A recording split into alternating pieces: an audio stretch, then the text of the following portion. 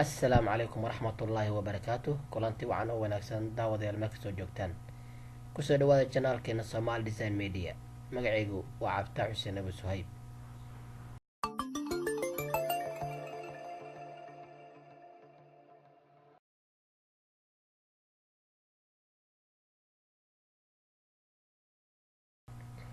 cashirka isbuucan waxaan kusoo qaadan doonaa sida qofka wejigiisa damageka saas u leh ee looga dhiga nadiif.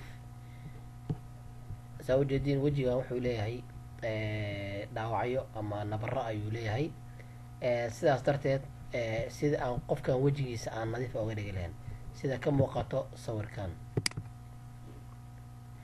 okay, fadlan haddii aad ku cusubtahay janaalkeena subscribe dheh, u sheergalay asxaabtaada si ay muuqaaladan u daawadaan.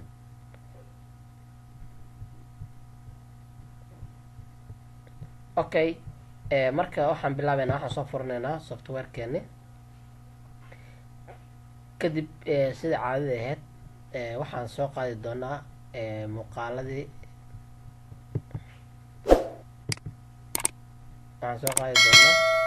muuqaaladeena mid kamid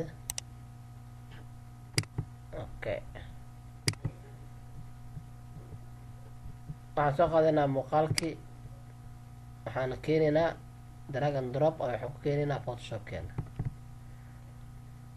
saa ujeediin waa soo gelinay sawirkii photoshopka. haddaba sidee aan marka aan dhaawacan oga tiraa? saa ujeediin wejiga wuxuu leeyahay dhaawacyo. okay, waxaan sameyneynaa, waxaan furaynaa new layer. midkaas oo ujeediin create new layer ay ku qoran tahay ayaan fureynaa. kadib waxaa noo abuurmay layer cusub ayaa noo abuurmay. okay, waxaan sameyneynaa marka, waxaan tegaynaa healing brushkaas ayaan tegaynaa. healing brushka right click maan ku dhaho, laba qeyb ayaa meesha ku jirta, spot healing brush tool iyo healing brush tool keliya. midkaan kor hadda soo qaadatid si automatically ayaa qofka wejigiisa aada u marmarin doontaa.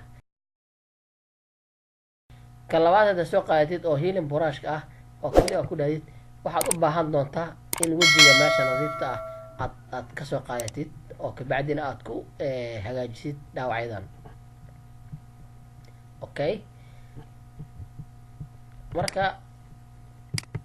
kanaan soo qaadana labaad, waxaana sameyn doonaa bracketka ayaan ku weynaan doonaa, close bracketka ayaan ku weynaan doonaa. haddaan rabna ka kalena open bracketkana ku yareen doonaa. okay, good. haddaad kiliga ku dhahdo wuxuu ku weydiinayaa alta click ayaa dhehaysaa si aad macnaha sourcigaada aad macnaha maxaa la jiri aad u ribaargarayso. okay, meesha nadiifta ayaan tegayaa, anuu halkaas taagan alta ayaan taabanayaa, kabacdina click ayaan ku dhahayaa. saa ujeediin waxaan wataa qeyb nadiif ah. waxaan dul tegi doonaa meelaha dhaawacyada ee wejiga ku yaalo. okay, kan ka bilow, click ku dheh, waa tirmay.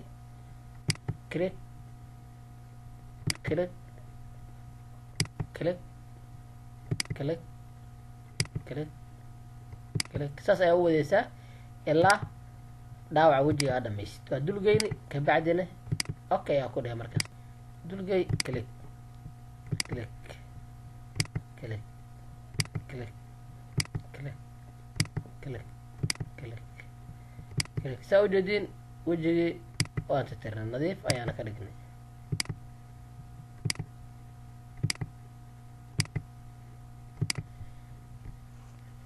okay, saa ujeediin wejigii waa nadiifinay, waxaan ka dhignay si nadiif ah ayaan wejiga ka dhignay.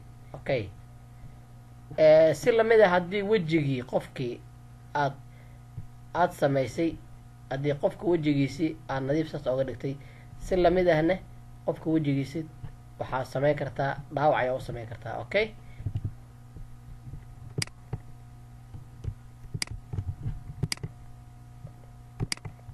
yaa ujeedin asan dhaawac weji u yeelayaa. okay, meelaha qaar waxaad ku arkaysaa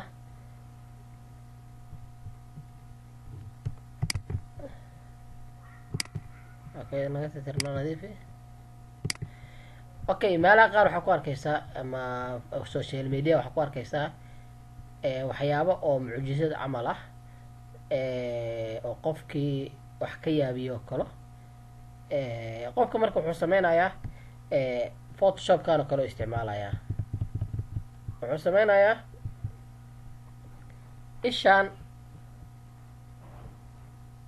ayuu qofka soo qaadanayaa alta click ayuu dhahayaa qofka ishuu soo qaatay meeshaan oo kale ku dhejinayaa marka click ayuu ku dhahayaa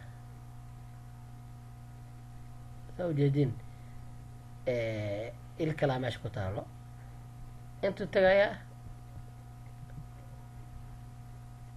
click ayuu ku dhahayaa hadhow marka waxaa arkaysaa inuu dhaho kalo isheegay ama subxaanallahi oo soo qoro uu dhaho qofkan isheegay waa qof afar indhood lahoo kalo haddii aan si kale u dhigno counter reset noo dheh counter reset noo dheh counter reset okay alta clickta dheh naga biyo waxaan okay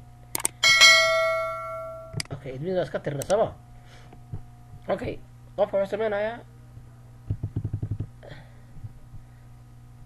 qofka wuxuu sameynayaa marka saan oo kale qofka sameynayaa wuxuu leeyahay marka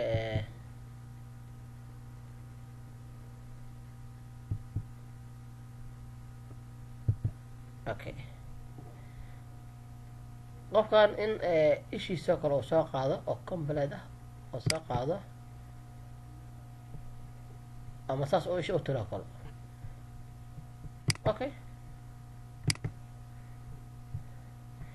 okay inuu qofkii uu marka uu saan usoo qoro kalo ama waxyaaba noocaas oo kale social media ku arkaysaa in qofka ishiisaa loo masaxo kalo qofka ishiisa saa loo masaxo kale arkaysaa oo ama ishii intii lasoo qaado lagu dhaho kalo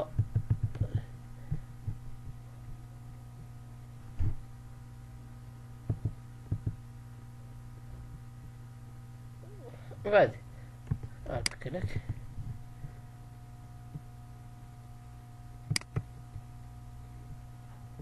okay waxaa noocaas oo kale ah qofka in meel afkiisa kamid ama jirkiisa kamid a waxa la saaro oo kale subxaanallahi qofkan wuxuu leeyahay laba indhood qofkan wuxuu leeyahay laba af qofkan wuxuu leeyahay laba dhagood wuxuu leeyahay ka wadaa afar dhagood adig wax oo surprise camal ah in qofka loola wadaago oo kale waxyaabahaas dhammaan waxaa lagu sameeyaa photoshopka marka